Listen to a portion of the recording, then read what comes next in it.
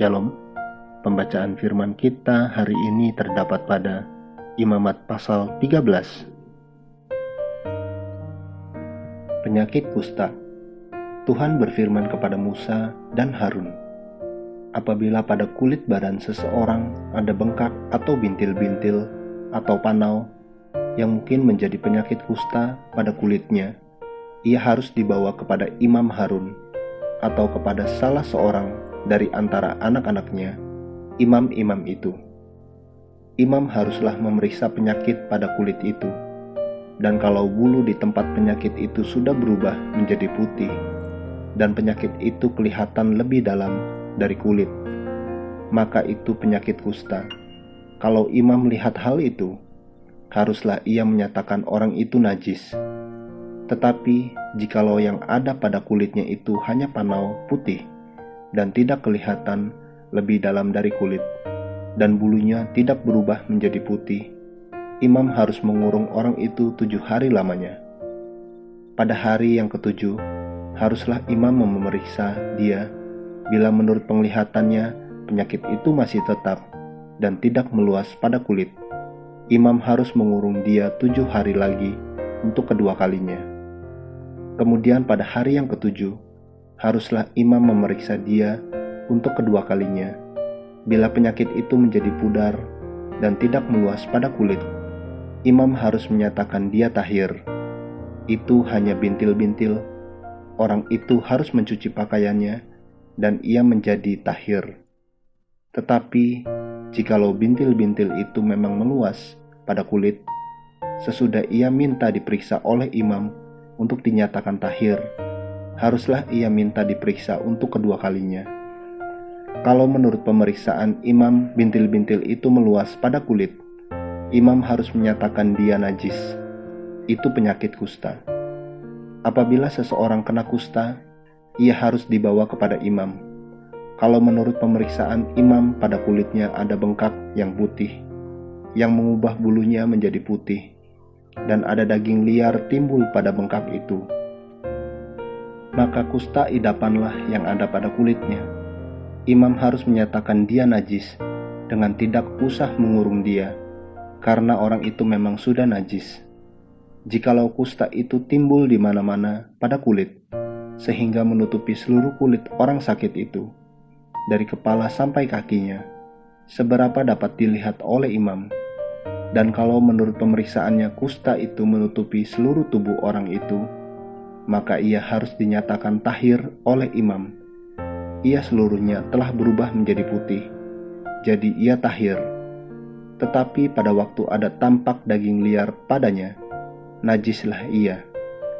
Kalau daging liar itu dilihat oleh imam, ia harus menyatakan orang itu najis, karena daging liar itu najis, dan itu penyakit kusta. Atau apabila daging liar itu susut dan berubah menjadi putih, haruslah orang itu datang kepada imam. Kalau menurut pemeriksaannya penyakit itu telah berubah menjadi putih, haruslah imam menyatakan orang itu tahir. Memang ia tahir. Apabila pada kulit seseorang ada barah yang telah sembuh, tetapi di tempat barah itu timbul bengkak yang putih atau panau yang putih kemerah-merahan, haruslah orang itu minta diperiksa oleh imam. Kalau menurut pemeriksaannya panau itu kelihatan lebih dalam daripada kulit dan bulunya telah berubah menjadi putih, maka imam harus menyatakan orang itu najis, karena penyakit kustalah yang timbul di dalam barah itu. Tetapi jikalau panau itu diperiksa oleh imam dan ternyata tidak ada bulu yang putih padanya dan tidak lebih dalam daripada kulit, malahan pudar, imam harus mengurung orang itu 7 hari lamanya. Dan jikalau panau itu memang meluas pada kulit, imam harus menyatakan dia najis. Itu penyakit kusta. Tetapi jikalau panau itu masih tetap dan tidak meluas, maka itu bekas barah, dan imam harus menyatakan orang itu tahir. Atau apabila pada kulit seseorang ada lecur, karena api dan daging liar yang timbul pada lecur itu menjadi panau yang putih kemerah-merahan atau putih, maka imam harus memeriksa panau itu. Bila ternyata bulu pada panau itu berubah menjadi putih, dan panau itu kelihatan lebih dalam dari kulit, maka yang timbul di dalam lecur itu adalah penyakit kusta, dan imam harus menyatakan orang itu najis. Itu penyakit kusta. Tetapi, jikalau menurut pemeriksaannya tidak ada pada panau itu bulu yang putih, dan panau itu tidak lebih dalam daripada kulit, malahan pudar, imam harus mengurung orang itu 7 hari lamanya. Pada hari yang ketujuh, imam harus memeriksa lagi dia. Jikalau panau itu memang meluas pada kulit, maka haruslah imam menyatakan dia najis. Itu penyakit kusta. Tetapi, jikalau panau itu masih tetap dan tidak meluas pada kulit, malahan pudar, maka itu bengkak lecur, dan imam harus menyatakan dia tahir, sebab itu bekas lecur. Apabila seorang laki-laki atau perempuan mendapat penyakit pada kepala atau pada janggut, imam harus memeriksa penyakit itu. Bila itu kelihatan lebih dalam dari kulit, dan ada padanya rambut halus yang kuning, maka imam harus menyatakan orang itu najis, karena itu kudis kepala, yakni kusta kepala atau kusta janggut. Dan apabila menurut pemeriksaannya penyakit kudis itu tidak kelihatan lebih dalam dari kulit, dan tidak ada padanya rambut yang hitam, maka imam harus mengurung orang yang kena penyakit kudis itu 7 hari lamanya. Pada hari yang ketujuh, imam harus memeriksa penyakit itu. Bila ternyata kudis itu tidak meluas, dan tidak ada rambut yang kuning padanya, dan kudis itu tidak kelihatan lebih dalam dari kulit, maka orang itu harus bercukur. Hanya tempat kudis itu tidak boleh dicukurnya. Lalu imam harus mengurung orang yang kena kudis itu untuk kedua kalinya 7 hari lagi. Kemudian pada hari yang ketujuh, imam harus memeriksa lagi kudis itu. Bila ternyata kudis itu tidak meluas pada kulit dan tidak kelihatan lebih dalam dari kulit, maka imam harus menyatakan orang itu tahir, dan ia harus mencuci pakaiannya, dan ia menjadi tahir. Tetapi, jikalau kudis itu memang meluas pada kulit sesudah ia dinyatakan tahir, dan menurut pemeriksaan imam kudis itu meluas pada kulit, maka imam tidak usah lagi mencari rambut yang kuning. Memang orang itu najis. Tetapi, jikalau menurut penglihatan imam kudis itu masih tetap, dan ada rambut hitam tumbuh pada kudis itu, maka kudis itu sudah sembuh, dan orang itu tahir, dan imam harus menyatakan dia tahir. Apabila pada kulit seorang laki-laki atau perempuan ada panau-panau, yakni panau-panau yang putih, imam harus melakukan pemeriksaan. Bila ternyata pada kulitnya ada panau-panau pudar dan putih, maka hanya kuraplah yang timbul pada kulitnya, dan orang itu tahir. Apabila rambut kepala seorang laki-laki meluruh, dan ia hanya menjadi botak, ia tahir. Jikalau rambutnya meluruh pada sebelah mukanya, dan ia menjadi botak sebelah depan, ia tahir.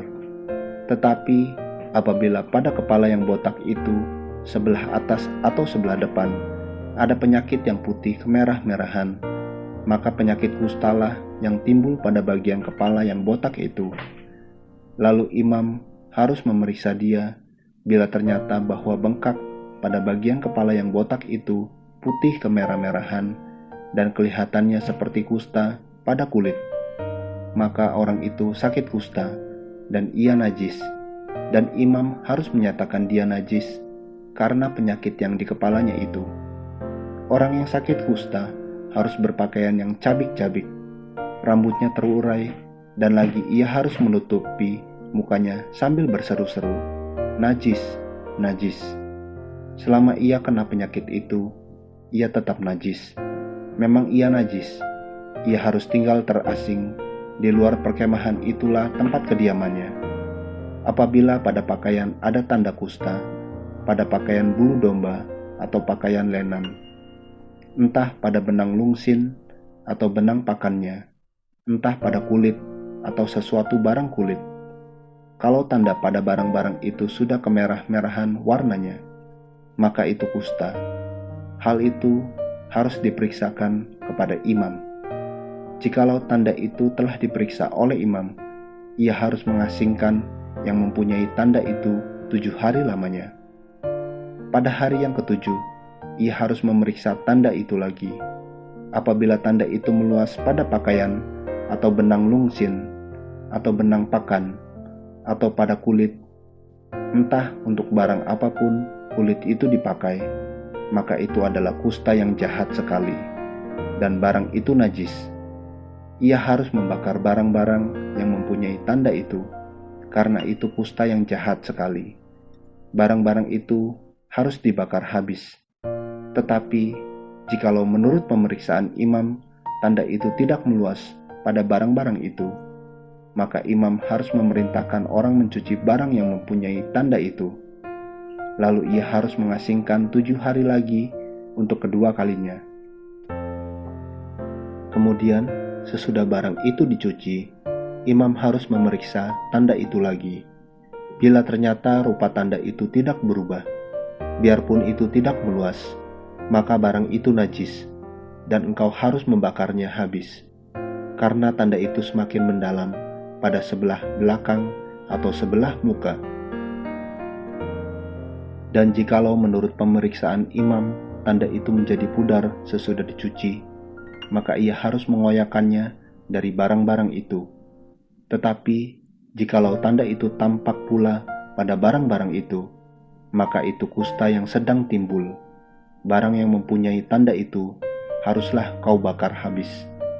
Tetapi barang-barang yang telah kau cuci, sehingga tanda itu lenyap daripadanya, haruslah dicuci untuk kedua kalinya, barulah menjadi tahir.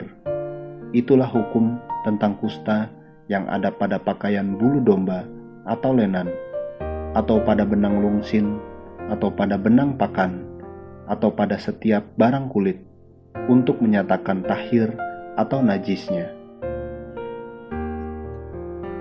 Amin. Terus baca firman-Nya, renungkan dan lakukan dalam kehidupan kita. Tuhan Yesus memberkati.